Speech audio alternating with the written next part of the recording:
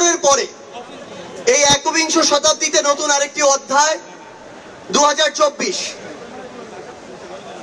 আমরা এখানে এই 24-এর অভ্যুত্থানে ফ্যাসিস্ট বিরোধী যে লড়াই করেছি, খুনি হাসিনার বিরুদ্ধে আমরা যারা ঐক্যবদ্ধভাবে লড়াই করেছি, বাংলাদেশের ফ্যাসিস্ট বিরোধী সকল রাজনৈতিক দলের মতের, ধর্মের, বর্ণের, বয়সের যে মানুষ আমরা আজকে এখানে ঐক্যবদ্ধ হয়েছি, আমরা প্রথমে কৃতজ্ঞতা জানাতে চাই বাংলাদেশের ফ্যাসিস্ট বিরোধী লড়াইয়ের যত রাজনৈতিক দল ছিল যারা আজকে এখানে উপস্থিত হয়েছেন, আপনাদের প্রতি আমাদের অন্তরের অন্তঃস্থল থেকে কৃতজ্ঞতা।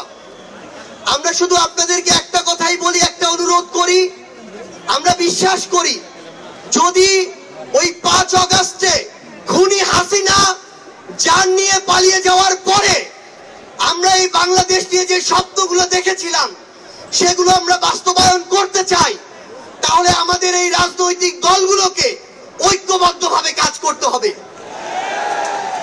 আমাদের যে কোনো একটি বিষয়ের পক্ষে বিপক্ষে কথা থাকবে, যুক্তি তর্ক থাকবে, কিন্তু দিন শেষে যেটা দেশের জন্য, দেশের মানুষের জন্য মঙ্গলকর, আমরা সবাই যেন সেটাতে ঐক্যবদ্ধ হতে পারি।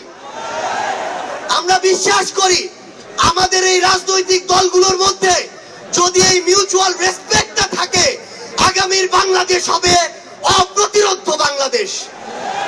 আমরা আপনাদেরকে অনুরোধ করি বাংলাদেশের সরকারি যত কর্মকর্তা কর্মচারী আছে তারা যেন আর তাদের দায়িত্ব পালন বাদ দিয়ে তোষামোদির রাজনীতিতে লিপ্ত না হয়।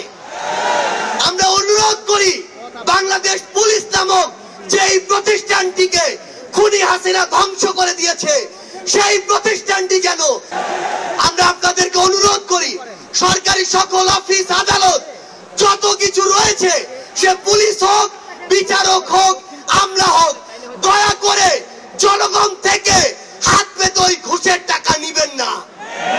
দয়া করে জনগণের জন্য, জনগণের সাথে সামান্য স্বার্থের জন্য এই অন্যায়গুলো করবেন না। আমরা আপনাদের সামনে অনুরোধ করতে চাই এই রাষ্ট্রীয় প্রতিষ্ঠানগুলোকে খুনি হাসিনা নিজ হাতে ধ্বংস করে দিয়ে গিয়েছে।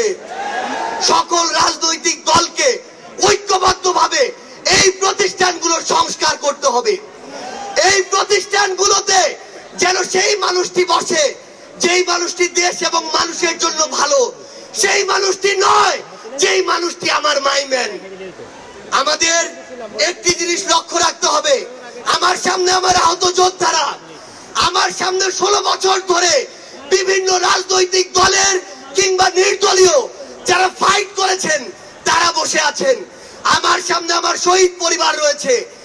এই প্রত্যেকটি গুম, খুন, বিচার বহির্ভূত হত্যা, এগুলোর বিচার যেন আমরা ঐক্যবদ্ধভাবে করি।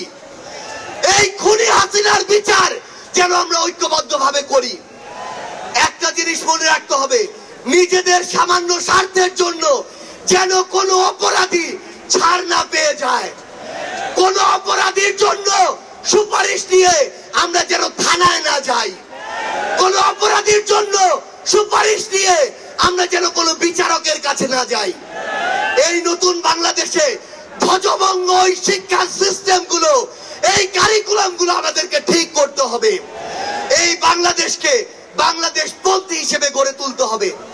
আমরা আপনাদের কাছে অনুরোধ করি, আগামীর যে বাংলাদেশ আমরা স্বপ্ন দেখি, সকল রাজনৈতিক দল যদি ছোট ছোট স্বার্থগুলোকে এক পাশে রেখে ঐক্যবদ্ধভাবে কাজ করি, তাহলে সেগুলো আমরা বাস্তবায়ন করতে পারবো। এই মঞ্চ থেকে আমরা যেন এই শপথটুকু নিয়ে যাই, এই ছোট্ট জীবন সৃষ্টিকর্তা যাদেরকে গুরুত্বপূর্ণ দায়িত্বগুলোতে রেখেছেন, এগুলো তাদের কাছে আমানত স্বরূপ। আমরা যেন এই ছোট্ট জীবনে এত বড় দায়িত্বের আমানত গুলো দয়া করে খেয়ানত না করি।